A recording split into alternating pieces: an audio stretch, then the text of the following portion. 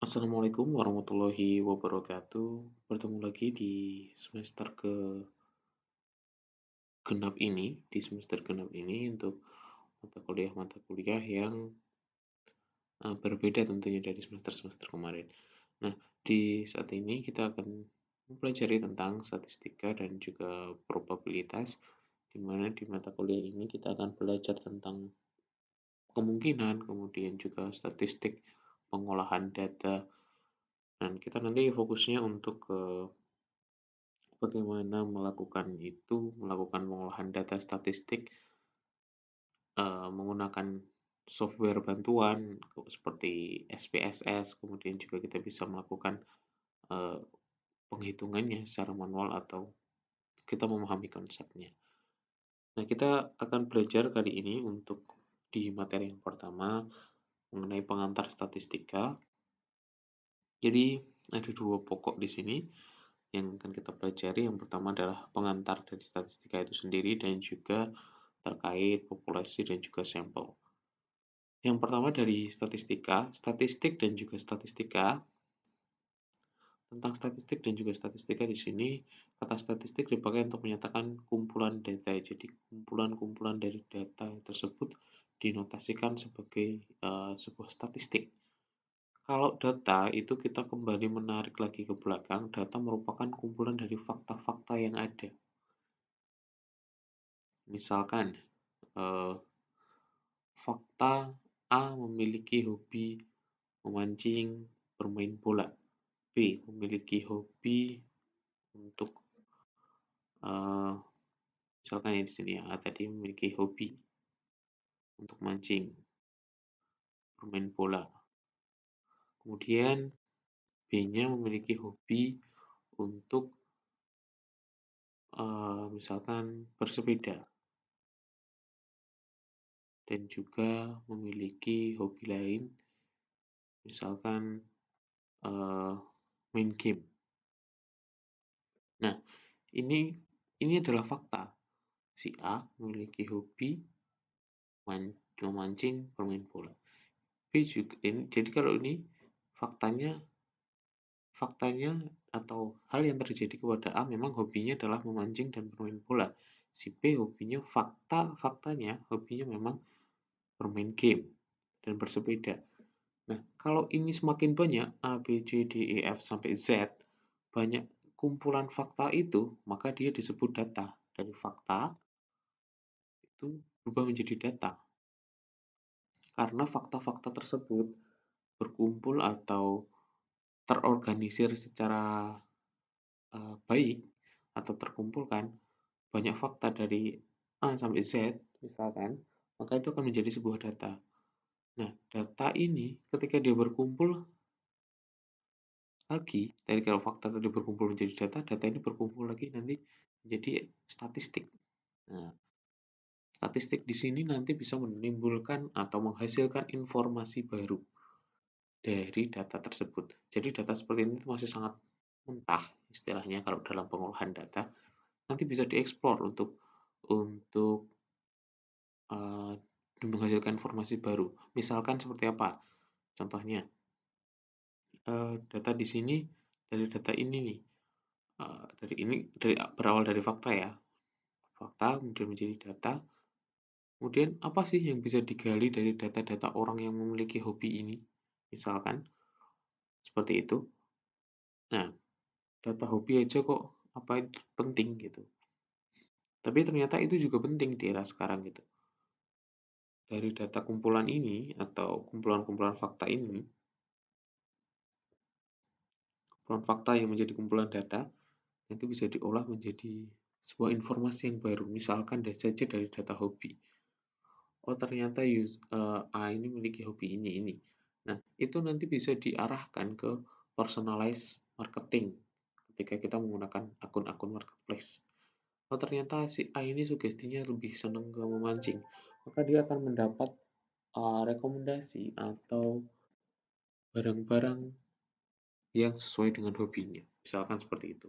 Jadi statistik di sini perannya penting untuk bisa mengolah itu. Atau dalam ilmu komputer yang lain itu juga bisa diolah menggunakan data mining.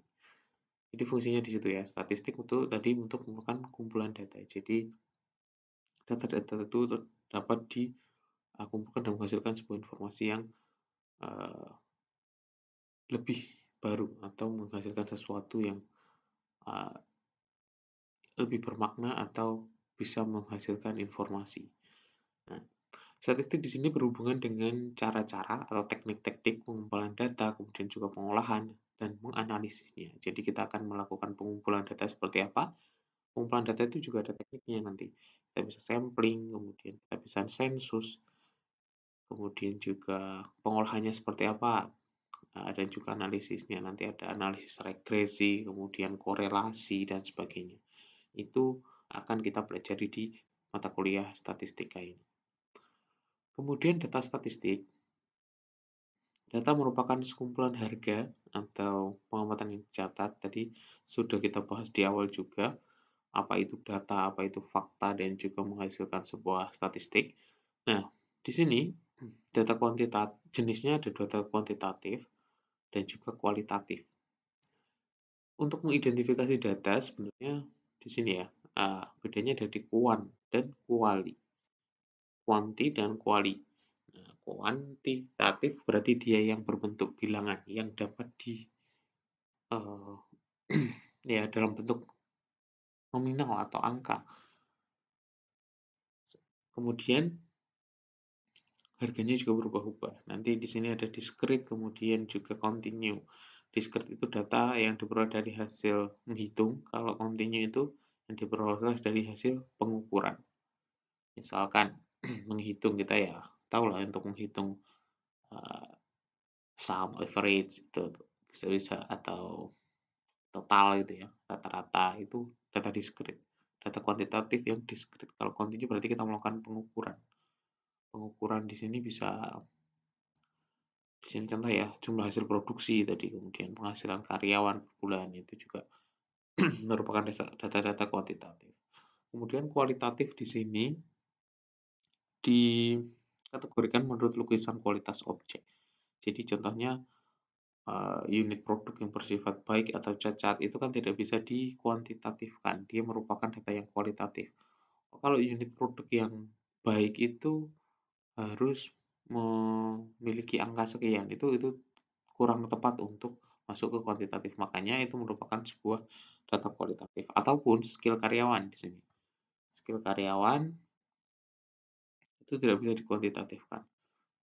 Si A pandai di programming, kemudian si B basicnya di multimedia itu kan tidak bisa dikuantitatifkan. Maka dia tidak bisa diangkat, maka dia masuk ke data kualitatif. Kemudian peran statistika.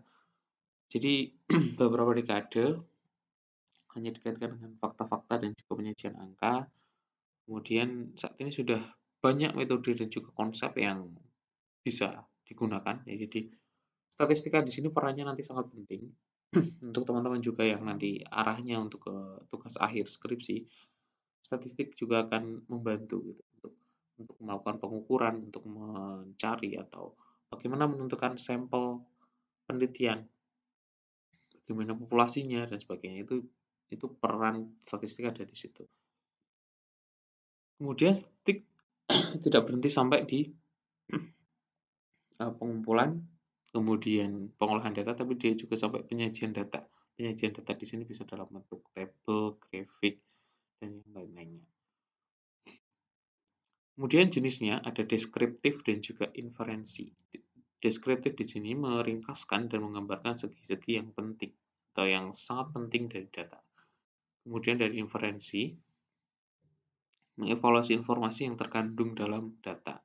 Jadi ada penafsiran-penafsiran tentang pengetahuan baru yang diperoleh dari informasi tersebut. Kalau ini yang data-data yang sangat penting nanti masuknya ke statistik deskriptif. Nanti kita bisa pelajari itu juga di menggunakan bantuan software SPSS untuk melakukan analisis dari statistik deskriptif. Kemudian setelah tadi statistik dan juga jenis-jenisnya, kita akan belajar selanjutnya ke populasi dan sampel. Populasi dan sampel di sini eee, ada proses perbedaan yang terjadi dari populasi dan juga sampel.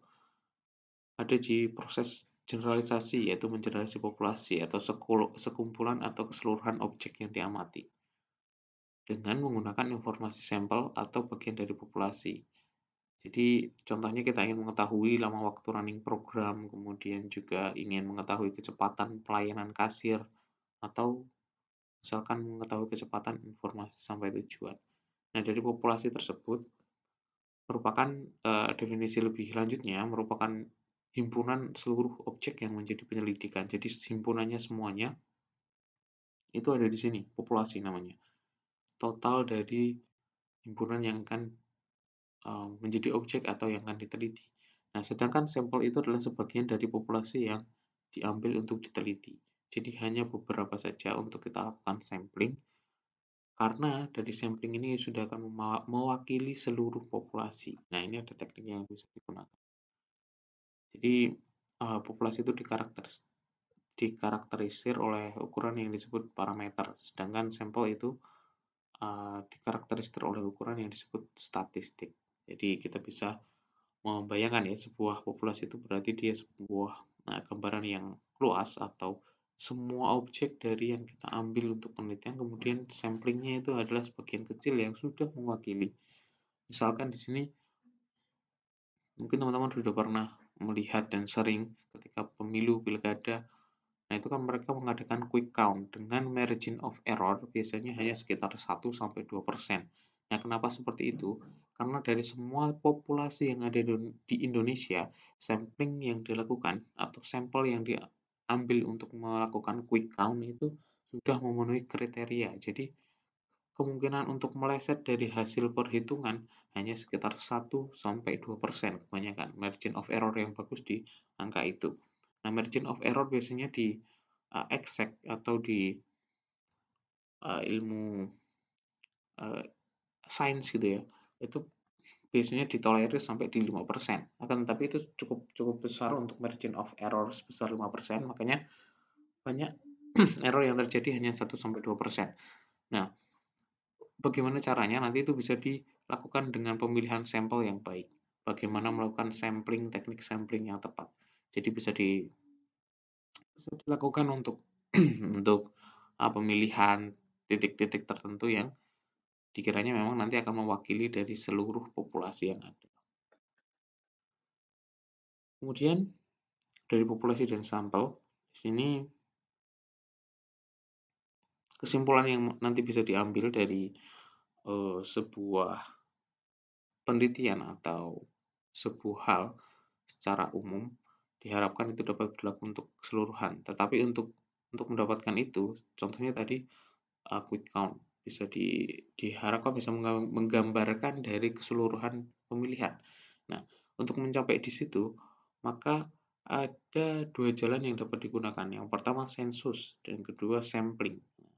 Sensus itu yang bisa dilakukan. Jadi mendatangi dengan banyak dengan mendata dengan sebenarnya ya data-data yang ada di lapangan. Sedangkan sampling tadi menentukan sebagian saja yang akan dikenai. Jadi untuk mendapatkan hasil tadi seperti misalkan tadi quick count ya, kalau kan berarti dia akan menggunakan teknik sampling. Kalau sensus maka dia harus menaruh di semua titik, menaruh di semua TPS di seluruh Indonesia untuk mendapatkan hasilnya. Itu benar-benar real hasilnya. Tetapi kan itu nanti akan banyak memakan waktu juga. Makanya perlu teknik yang kedua yaitu sampling untuk menentukan bagaimana sampel-sampel yang akan dipilih yang sudah nanti bisa mewakili populasi yang ada. Oke, itu untuk tutorial kali ini, bagaimana kita belajar statistika dan juga terkait populasi dan sampel. Untuk tutorial ini saya cukupkan, semoga dapat dipahami. Wassalamualaikum warahmatullahi wabarakatuh.